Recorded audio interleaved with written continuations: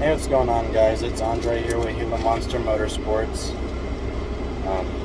I wanted to start off my review series here with the JB4 tune. I feel like the tune is arguably like the best mod you can do out the gate. It's, typically what most people go for. And I do want to kind of give you guys my opinion and my experience with the JB4. So I will start by saying it probably is the best piggyback. I know that the Torque Motorsports or something is breaking records, but I've seen that JB4 is pretty efficient and trustworthy with the fact that they're putting out good performing Stingers as well as BMWs, other cars. So I would also say that it's probably the most horsepower you can get from a single mod. It's relatively one of the cheaper ones. And people do find it pretty easy to use. I think it was pretty user friendly. And then the convenience of having the piggyback, you can simply remove it anytime you'd like to. So if you're gonna take it to the dealership or have some work done, you can always remove it if you're worried about having the warranty voided, because from my understanding they cannot tell if you don't leave it in view. So I did order mine and run it for about 6 months, I would say. And when I had first received mine, I got my JB4 in its usual little red box. And then I thought it was weird because I got no instructions with my JB4. I have seen other people post that in the forum saying, oh, is this used or something?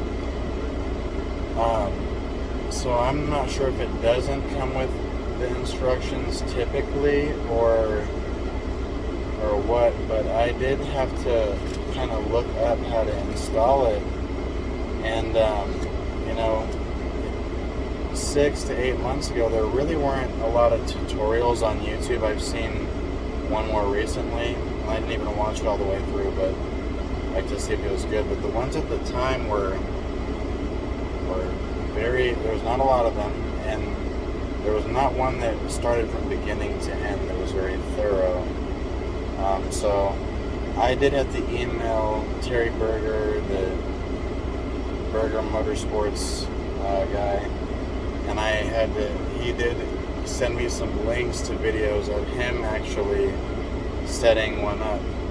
So I had seen how to do all that. When I hooked it up initially, the spark plugs were kind of a pain in the butt. So I think it's just really inconveniently located, but you can get past that. And the spark plugs are they are automatic because you need those to run the JB4 tune. So so you do got to end up doing that.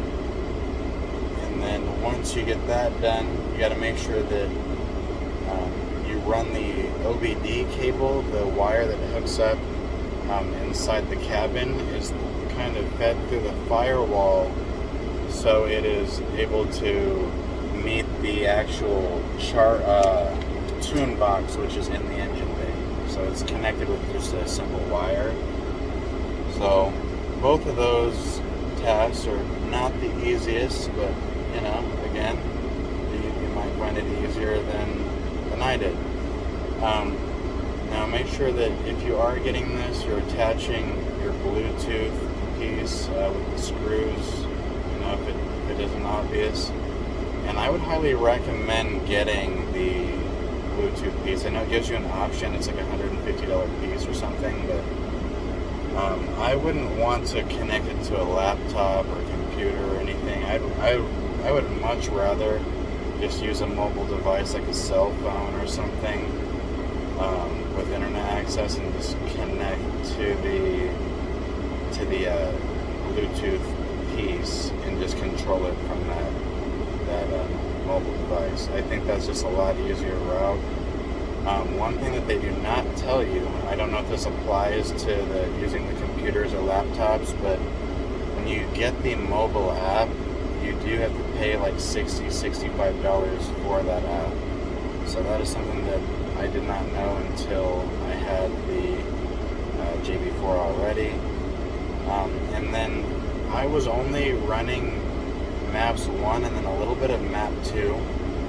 Map 1 I was doing fine, and then I did switch to Map 2, but I guess the octane levels in my fuel were pretty much too low to run Map 2. I think you need to have like 93 octane or greater, and I only have 91 in Arizona.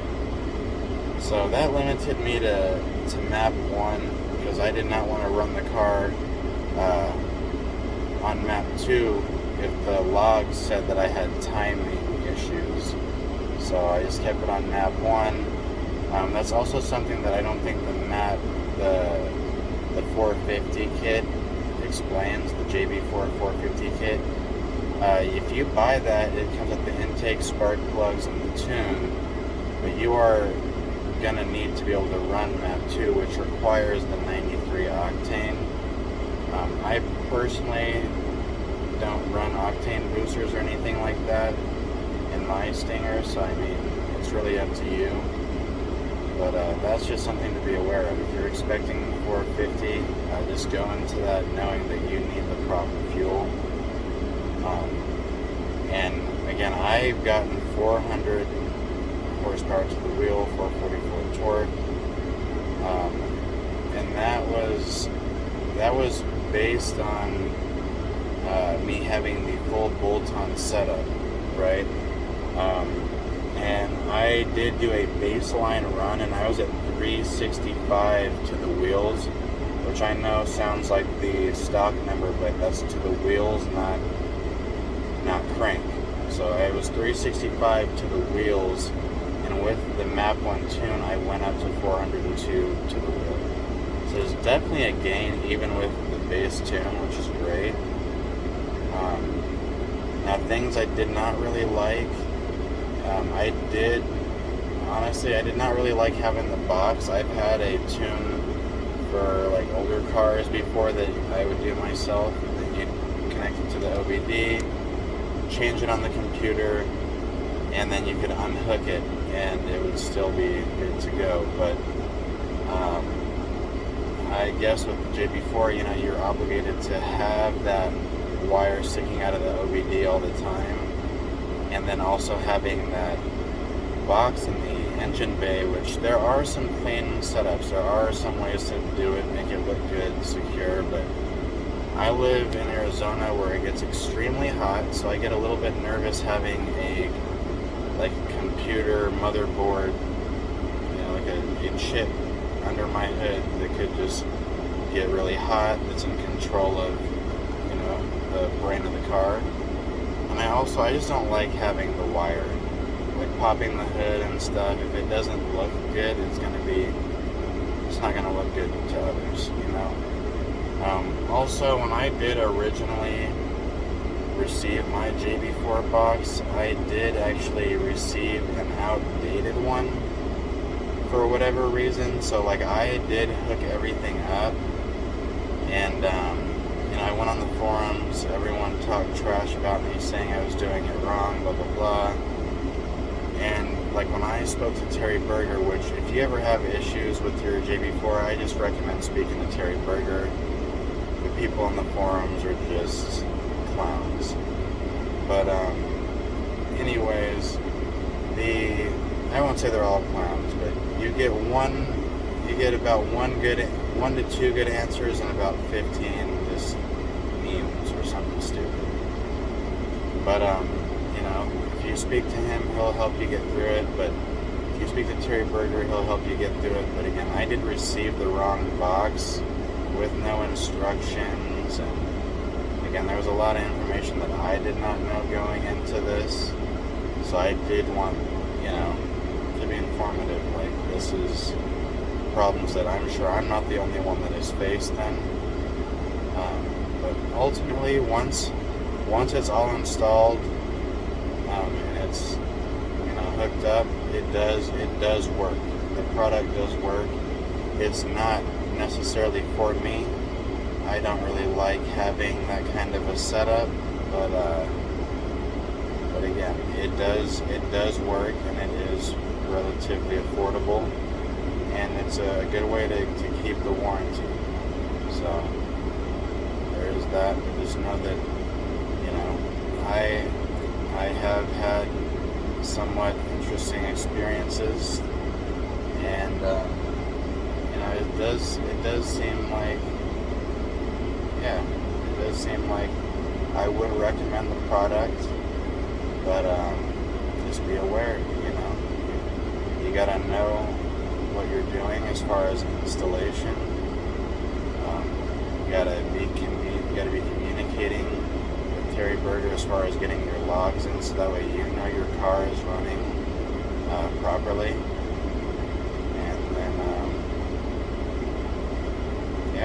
just make sure that you're very attentive to things upon just starting out with the tune. Once it's all running smooth, you're probably good to go.